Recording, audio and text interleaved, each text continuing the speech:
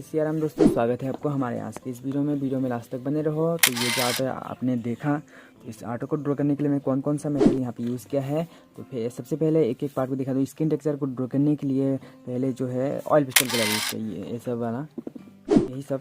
और उसके बाद जो है डार्क करने के लिए ग्रेफाइट पेंसिल भी यूज़ किया है, आर्ट लाइन वाला।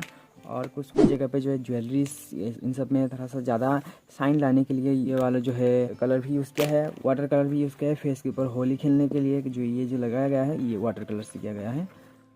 कलर पेंसिल भी है, यहाँ पे कलर पेंसिल भी यूज़ किया गया है। ब्लेंडिंग के लिए कॉटन बात तो है ही। इन सब चीज़ों से इस आर्ट को ड्रॉ करके कंप्लीट किया है। आगे करूँगा तो देखते रहो, कोई भी सवाल तो कौन में बता सकते हो।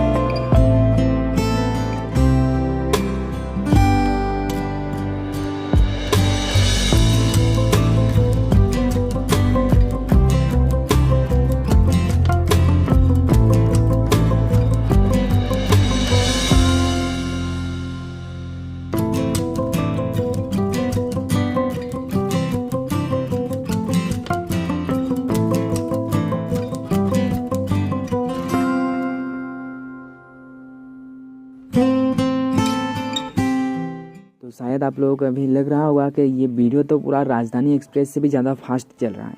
तो इसका भी मेरे पास उपाय है, जिससे आप देखकर इस वीडियो को देखकर स्टेप बाय स्टेप ट्राई कर सकते हो।